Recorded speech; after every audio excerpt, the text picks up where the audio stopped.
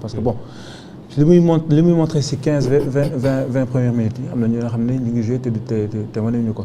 Et à chaque fois quand il rentre c'est soit il fait la différence à chaque fois. Donc c'est un jeune mais c'est un jeune qui grandit, c'est un jeune qui joue ci équipe yu gën a mag yi ci en club.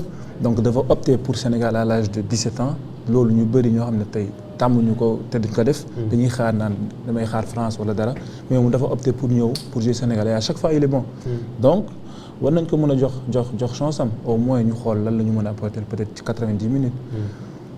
Père Mangone maa ngi ñëw ci yow mais coach taxawaay bi lan la war a doon pour yow tey jii bu ma la doon bàyyi nga def ce classement pour affronter les Norvégiens lan lay doon parce que y a eu beaucoup de choses yoo xamante ne wax nañ ko notamment sur la défense le manque de rythme de Kali face à Alan est-ce que ce serait un bon choix ou bien est-ce qu'il faut amener benn Mamadou Sarr bu nga xamante ni xëy na peut-être dina mën a am un peu de répondant même si lui aussi il a pas beaucoup joué. Oui xam nga pour man wax directement sur le problème de classement day xaw a compliqué. mais mun naa wax ne daay bu ñu focus rek si Allen jour la boo xam ne moment bu ne mun na dugal. mais bu ñu fàtte ne même bu fekkee moom Norvège dafa am yeneen jours si milieu terrain bi. jours yoo xam ne sont plus que dangereux. maintenant pour man le point bi si ëpp solo mooy match la boo xam ne dafa laaj réflexion. parce que tey c'est sûr que Norvège bi ñuy jël du ñëw attaquer Sénégal day xaar Sénégal. parce que lu tax muy xaar Sénégal parce que Norvège aujourd'hui il a 3 points France am na 3 points Norvège du ñëw ne day jaay boppam. parce que Norvège aujourd'hui lan moo ko soxal mooy qualification tey jii danaan man Sénégal bu ma ñëwee attaquer ko mun na jaar sama kaw. léegi man damay taxaw xaar ko parce que aujourd'hui si Norvège décroche benn point mooy déjà qualifié na premier tour. donc Norvège day jouer man sama xalaat bu gàtt du ñëw attaquer Sénégal léegi nag ñun ñooy attaquer Norvège mais buñ koy attaquer nañ ko attaquer intelligemment. dañu obligé on est obligé. oui on est non c'est-à-dire moi je dis même pas on est obligé. parce que bu ñu fàtte ne Sénégal bu gagner c'est extraordinaire c'est bien avoir 3 points mais aussi si on n'arrive pas à gagner 1 point bi c'est bon parce que tey.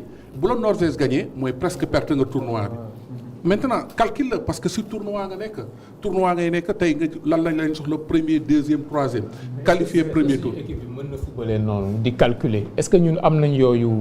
maturité boobu. technico-tactique. man je pense que boo nekkee si tournoi. c'est des calculs. parce que contre France loolu moo ñu lor. parce que contre France deuxième mi-temps bi bu ñu mënoon calculer. waaw mën nañ bañ a perdre match bi. exactement parce que contre France xam nga dama ne France dafa nekk beneen match parce que France dafa ñëw premier mi-temps ñu mëne ko. léegi dem am ñaari occasion de but yi ñu am ñun ñu jàpp ne war nañ mën a gagner France. ñu ubbiwaat jeu bi te or que benn moment jeu bi dafa compacté woon ba France mënul woon dugg loolu moo ñu sonal Famara xam na li may wax parce que. je me rappelle ñoom bi ñuy jouer Coupe d'Afrique bi ñu njëkk a gagné trophée bi. mooy à Bafoussam. mais c'est des matchs yoo xam ne c'était difficile mais dañ ko négocier. parce que tournoi dañ koy négocier tey aujourd'hui équipe bu Norvège tey mënoo ko gagner. c'est super mais mënoo ko gagner mais defal ndànk même boo jëlee benn point baax na mais ñun 3 points lañ soxla mais lii si bon mooy. bul perte benn point bi parce que boo ko pertee mooy presque ce tournoi pare nga si léegi nag Norvège pour jouer moom pour man.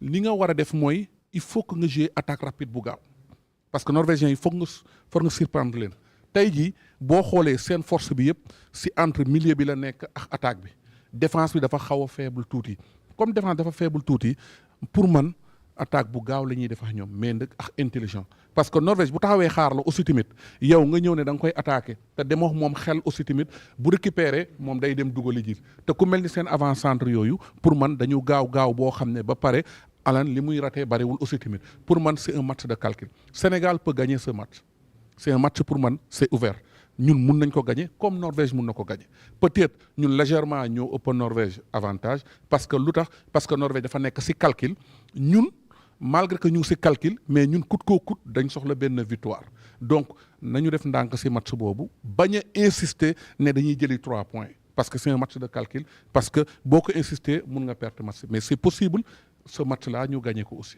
Attaque rapide Famara ma laaj question bi benn attaquant ça veut dire quoi il faut jouer avec des militaires un peu plus offensifs pour donner le ballon un peu plus rapidement. Donc parce que Pape Gueye ñëpp tamit wax nañ ci match am on dit qu'il est lent certains disent que non c'est son style est-ce que dañu war a miser ci ban xeetu profilu militaire nañu war a miser aussi. Pape Gueye c'est vrai qu'il est lent dans le jeu mais c'est un joueur très important en équipe nationale. Dans l'équipe nationale, il est très important man Pape Gueye c'est un joueur incontournable de l'équipe nationale. Pilier la pour man.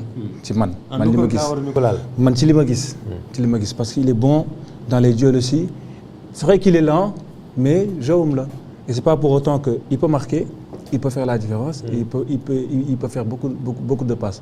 Après comme coach ni mu ko waxee attaque bi moom dafa war a gaaw et puis voilà les surprendre coûte que coûte. dafa war a gaaw donc ku yéex bokkoo. man loolu laa jàpp. est-ce que kon Sadio dafa war a départ pour yow. non Sadio dafa war a départ tamit. parce que tey am na joueurs yoo xam ne tey bu ñu nekkee ci. il a plus ses jambes de 20 ans on est d'accord. oui mais il peut toujours faire la différence aussi. à la CAN on l'a dit pas mal de fois la ñu xam ne Sadio jeexal na et c'est pas pour autant que il a retourné la situation. pour wane ne gars yi que man maa ngi fi. donc Sadio ak lépp lu mu mën c'est un joueur pilier de l'équipe nationale joueur yoo xam ne tey jii adversaire yi bu ñu koy seetee psychologiquement mën nañu wàññeeku. c'était le cas comme El Hadji Diouf des fois pour ñu gis ko si terrain bi rek mën na wàññeeku il peut faire la différence à tout moment. plus de spontanéité doon na baax peut-être ñu gis. ñetti jeunes yu mel ne Sarr ci défense bi Sapoko ci digg bi ak Ibrahim Mbaye ci kaw. loolu doon nañu jox plus de spontanéité non. D'accord c'est possible mais bu ñu fàtte ne on joue la plus grande des compétitions quoi qu'il arrive même bu dee jeunes yoo xam ne kii nañ on a besoin des joueurs qui ont de l'expérience ñoo xam ne am nañu vécu. donc tey jeune bi mun na am fukk mais am na lu bëri loo xam ne derrière xamagu ko. mënu ko gérer. des fois peut-être am na joueurs yoo xam ne peut-être ñu ngi joué di tiit émotion bi ak yooyu noonu yëpp day am. alors que tey bu nekkee un joueur cadre boo xam ne même s'il a plus de 20 ans. am na loo xam ne mën na ko apporter. donc balance bi foofu ñu koy peser. Père Mangone yow noo gisee match bi sportif nga bu mag nan nga gisee match bi tey ci guddi. waaw sa micro. jërëjëf Chérif ginnaaw bu ma nuyoo coach bi nga xam ne dafa nekk ci plateau bi. ma yàgg ko seetaan mu yàgg maa bégal. waaw daan def différence démb ak bërki démb damay ñëw ci sama doom sama sët ndax yaayam laa jur yaayam lébu piir la lébu piir dëkk Mbijëm fii ak cëddeem di sëtu jaraaf maali biir di sëtu jaraaf ndaali kodd jóge fa nag lu ko jiitu soo demee ba Tiwaawoon fan naan kër njobba alima foofu la ay maamam nekk te ñi jóge kër njobba alima ñooñu ay kayoor yenn nenan la lébu bu baax ci àdduna boo gis